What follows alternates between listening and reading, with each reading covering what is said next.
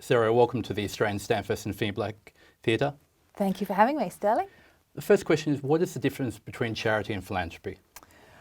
Okay, so look, they're both forms of voluntary giving, but charitable giving is much more that kind of instinctive, responsive, generous giving prompted by a need or a cause or something that's there in front of you. So when we think of charitable giving, it's the monthly giving to our favourite charities because they're causes we care about. Yes. It's the buying the chocolates from the fundraiser at work or the kids' school. It's an instinctive, generous response to wanting to help. Yes. Very important, really critical. Philanthropy is a bit different. It's still voluntary giving. But philanthropy is giving with a particular intent or design or desire in mind about what you want the outcome to be. So it's much less of a kind of reflexive, generous response to much more of both an intellectual and an emotional sense of what actually you want to create at the end of it. Yes. So it's giving with intent, giving with design, and therefore it tends to involve the head and the heart much more, the head in particular. It's much more about partnership and understanding cause and effect. And to help that, we need some structures and some tools and some processes that help us work out some of those questions. So they're part of the overall giving spectrum, but two different ways of engaging with solving problems. Absolutely. I guess the lead-on question from that is, how can people be involved in philanthropy without necessarily having to give money? The assumption is philanthropy is about opening a checkbook, which is obviously a very important part of that. Same with charity. But how can young Australians, how can all Australians be more actively involved? Okay. So I know this is a bit counterintuitive, but I always say actually philanthropy is not about the money. Yes. Philanthropy is about the desired change that you want to partner with a tribe of other people to try and create. And money is obviously a really critical tool in delivering that change, but it's not the purpose. It's a means to an end and not the end in itself. Yes. And one of the great things about developments in philanthropy in Australia in the last 5 to 10 years, so quite recently, is what people call the democratization of philanthropy or the democratization of giving. But basically what that means is more and more ways to collaborate and engage with people who share that kind of desire and do it together. So we've seen a huge rise in giving circles, clubs basically. So like a book club, but a social change club or an environmental change club or an arts support club where people come together, they've got similar interests and values about what they want to try and create or what they want to try and improve or what they want to try and build, and they then share their resources, be they intellectual or time or money, to help get to that end point. And given that momentum, what are some of the biggest challenges you're seeing at the moment in 2019 with regards to being more engaged and having an impact on those giving circles, etc.? I think there are a number. I think ironically, there is now so much information available about everything that it's really hard to separate the wheat from the chaff sometimes. And it's also can be quite difficult to find your tribe within all of the noise and the activity. So I don't know if you've read Jeremy Hyman's book, New Power. Yes. But one of the things I love in that book is the description of how people kind of come together. They swarm together around a particular issue and then they deal with it and then they sort of deconstruct the swarm and they go off and re-swarm with other groups. So one of the challenges is, how do you find the people that you want to work with? How do you really understand the nature of the problem you're trying to tackle? How do you access evidence-based practice? Because there's a lot of that out there. So, the whole reinventing the wheel thing can take a lot of time and energy and it's very easy to slip into that. So one of the challenges is all this noise, all the activity. How do you actually find the good, rigorous, evidence-based information? How do you find the right group of people and the right organisations to work with? That leads to the next question, which you hit the nail on the head. How do you actually work out what is real and what has meaningful impact? There's a new category which is sort of a bridge between finance and philanthropy called impact investing. The issue that we've seen is that it's been ambushed by people who claim something is impact investing but really is land banking or some other type of financial investment. And obviously there are genuine people doing real things.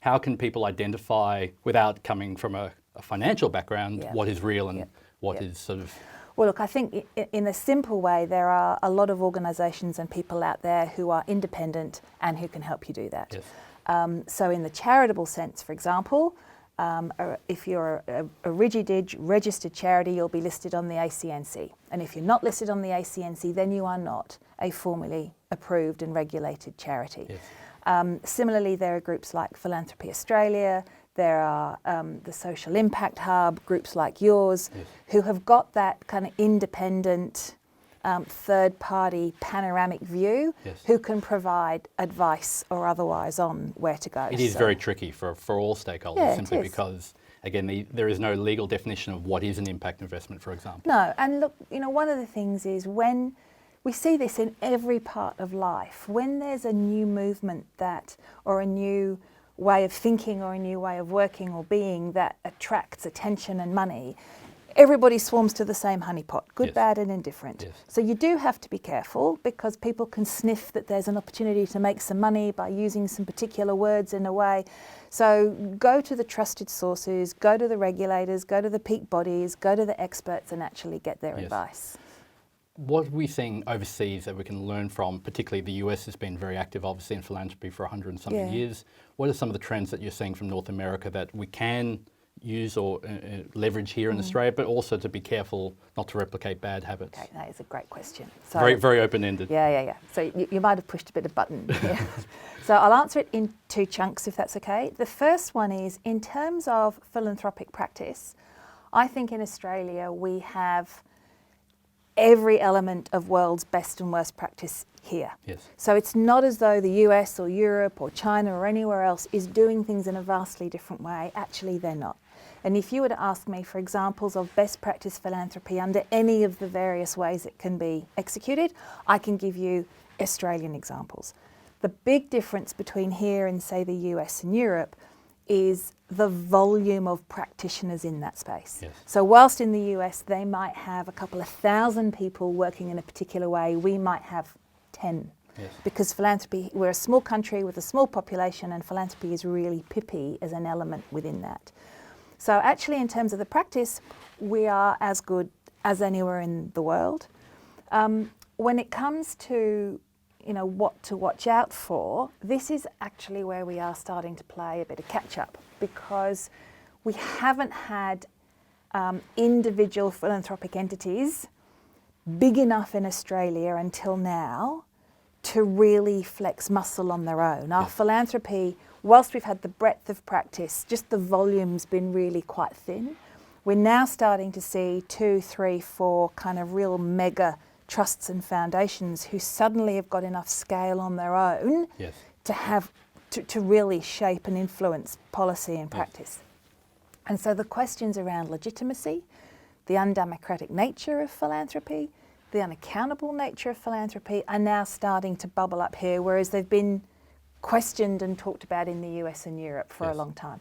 And I think it's quite right and really healthy that we start to talk about them here, because the characteristics that make philanthropy so exciting and so important and so potent are exactly the same characteristics that, if you dial them up too much, then create a shadow side. That's a good point. Do you think that having scale in some of these entities is beneficial to Australian philanthropy? For example, my personal bugbear subject is that Australian PAFs and PUFs, public ancillary funds, can't denominate outside of Australian dollars for a whole lot of, for technical and legislative reasons. There should be a time when Australians can donate money overseas, but until we have one of these organisations at the scale that can actually see that reform, like you said, what is the advantage of having bigger entities that can actually do more from reform? But again, what are some of the challenges that we want to avoid? Clearly, the US is a perfect example of that. There's some mega organisations, but they also, they comes with some downside as well. So look, I think, why do we need big players? We need big players with a long view and patience. Because a number of the social and cultural and environmental challenges that philanthropy is best placed to have a crack at are complex and hard and long-term and multifaceted. Everything's intertwined. So unless you've really got patience, a long view, and you can make a long-term commitment, it's not just something you can fix in a year or two. This is 10, 20, 30, 40 years worth of change and unless you've got confidence that you've got some resources and that you can keep bringing new evidence and Yes. new knowledge and new impact assessment into the mix, we're never really going to get there. So No. yes, I do think big is important. I don't think only big is important. I think really, really small is also really important. Absolutely. But for example, in the US, where Zuckerberg, for example, has copped a lot of criticism about his approach in the New York education system. Yes. So, and I'm being really crude here and totally generalising to prove a point. But here's someone, a lot of money. I think I've got a solution to this problem. I'm going to bring all my resources and I'm going to do this. Well, who made them the education minister? Yes. And so what's happened is that particular type of change hasn't been effective. No. The teachers have said so, the school system has said so, the regulators have said Yeah. so. So that unaccountable, undemocratic nature of philanthropy is challenging. And there's nothing in philanthropy that regulates it outside of the tax deductibility rules. Yes. So how do we mitigate that shadow side, Yes. but without taking away philanthropy's freedom to be the social risk And capital? that's such a perfect example. So Zuckerberg supported a new system called private capital That's right. philanthropy, Yeah. where he used an LLC structure, which is Yes. an American entity, to move that capital between Outside of exactly it, yeah. outside and make sure Yeah. that when it was used for the right purposes, it actually had Yeah. meaningful impact. But here in Australia, to try to support that structure would be shot down before you could even start. So I guess, again, it's a very open-ended question, Yeah. but how can Australian entities, how can individuals in Australia try new innovative ideas Yeah. to actually help, Yeah. but without getting caught up in the red tape? Yeah, so And look, again, it's a very open-ended question, but an Well, important let's one. leave the red tape aside for now because that's a slightly different angle. Let's Yes. just talk about the practice. Yes, So I think philanthropy needs to be transparent. yes, I think it needs to tell people what it's doing and why and how and with whom and how much and when. And it needs to be self-accountable in Yes. that respect. So, for example, one of the initiatives that we've launched last year is Foundation Maps Australia. So we want to collect all of the grants information from the givers in Yes. philanthropy and pump it back out to the givers and the rest of the community in terms of, well, this is where the philanthropic money is going, this is the sort of change it's trying to drive, this is where it's landing, this is the organisation that's receiving it, these are the beneficiaries, this is the type of program that it's funding. Because sunlight is the best disinfectant. Yes. And if we can build that normalisation of transparency, then actually accountability comes through that. Other types of practice that minimise that risk are really around acknowledging philanthropy's power Yes. and the power imbalance and really living the talk that says nothing about us without us. yes, So actually this whole sense of communities know best what they need, when they need it and how they need it. So sharing that power with the community to actually decide. Now Yes. that's a big step for a funder to say, handing over the money, you guys know best what to do with it. So there are a whole heap of ways of doing it that actually mitigate that shadow side. I'm sure you get asked questions every day of the week, like myself. Everyday Australians want to help the Great Barrier Reef, protect Yep. the Great Barrier Reef, Yep. or deforestation, or native Yep. species, for example, Yep. or climate change, for example. Just taking a 101 step, what can regular Australians do to actually be engaged, other than taking this information? It's very overwhelming for even practitioners Yeah. like us. Yeah. But for everyday Yeah. Australians, they feel disconnected often from what they can actually do to achieve actually the impact. So look, if you're looking at all of this and you know what your area of interest broadly is and Whatever you it want to is, find yes. out. So the first thing I would say, I know we have some, you use the words red tape. I actually think that's really good. Yes. Because all of that regulation is part of quality control and you can accept it to some degree as a proxy for quality. So in supporting charities, unless they're registered with the ACNC, don't fund them. Sure. So, because what that means is you know that they've been checked, they've been regulated, they have independent audit, they've been assessed, they've been accredited, they've got the right tax status. All of those kind of ticket to play ticks have been covered. Sure. Now, that's not saying that their programs have been judged to be better than anyone else's. It just means that your ticket to play in terms of confidence and quality has been assessed. Yes. So, if it's not on the ACNC register, don't go there. Sure. This is where that issue of democratisation comes up, though, because there are some entities that feel like, for whatever reason, they're not fairly assessed, and there's sort of a monopoly on who does authorise. There are some entities that I'm sure both you and I see that probably should have been favourably assessed and for Yeah, whatever reason yeah, yeah, wasn't, yeah. and vice versa. Yeah, and look, no system is perfect. But we now have a statutory definition of charity, Yes. which identifies, and it's all clearly available, what the categories are to receive deductible gift recipient status, which is sort of the benefit you get if you've been recognised as a genuine, robust, charitable or cultural or environmental organisation. Yes. And I'm sure that there are plenty of organisations that have applied for that, not got it, and are in the process of having another go. But, you know, in the absence of the perfect system, actually what we've got is pretty good. Yes. The next thing I would do then is you can search the ACNC register and you can look for different types of organisations. So let's say you want to support the Great Barrier Reef. You've then got a list of all of the organisations that in some way, shape or form run programs or do work there. It's then a question of just using your shoe leather. There's no shortcut. Look them up on the web. Do they publish their annual report and accounts? Do they give you a list of who their board members are? Do they tell you what their programs are? You know, is it easy to find out information, or is it all a bit difficult or hidden or what? And just keep digging until you're comfortable. And if you're not comfortable, don't go there. No. Go somewhere else. If people do have an issue with red tape is an open-ended term, Yeah. but the way that things are structured, and you're very correct in saying Australia has a fantastic architecture. We have a fantastic Corporations Act, which does keep accountability from an anti-money laundering point of view, from a regulation, from an audit point of view.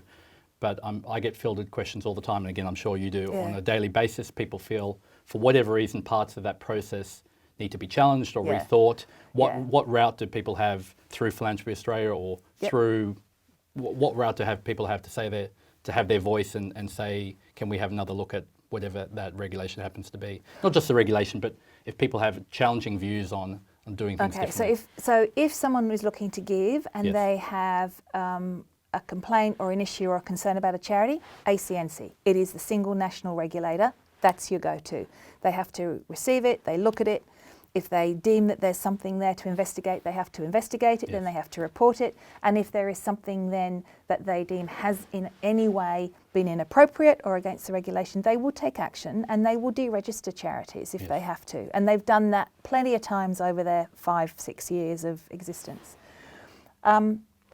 If it's something, though, to do with it's difficult to get information or people haven't been very helpful, I would really encourage people to tell the charities that, because actually in my experience, you're not in this sector for the glamour or the money or the fame or the glory, because there isn't much of any of that. No. There's a lot of hard work and a lot of really good people working incredibly hard to create positive change. Yes.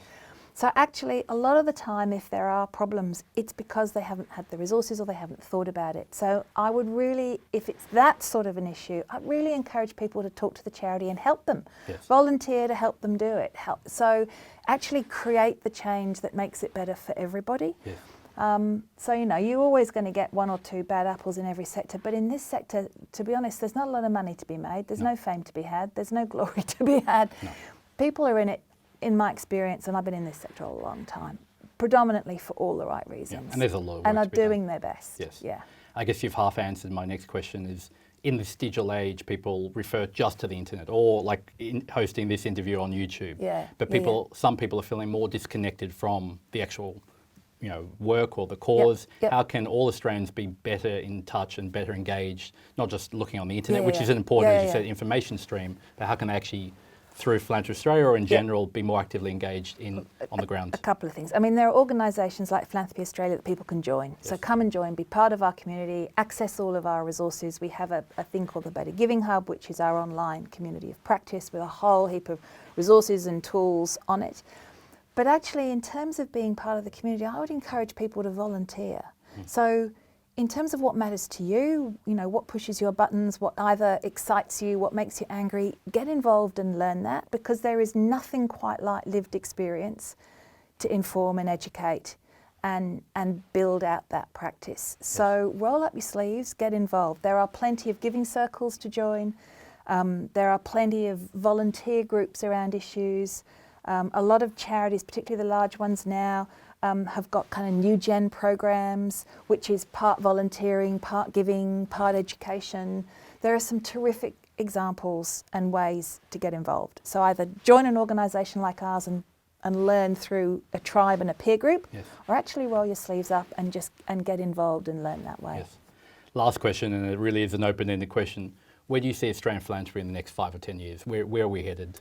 I actually think Australian philanthropy is in a really exciting space at the moment, because I think we have genuinely seen a real kind of step forward in thinking and practice just in the last even 5 or 6 years.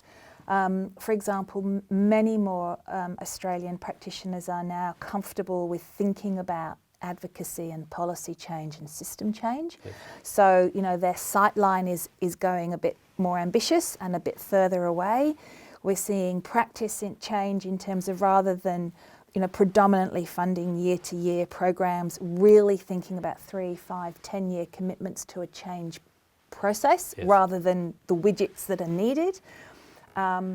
We're seeing people be a bit braver with taking risk and thinking about that, and it's much easier to be braver together, so we're also seeing much more genuine collaboration. So rather than just the parallel play, you know, I've got a project, I'll put in half if you put in half, that's great, but that's kind of like parallel Yes. play.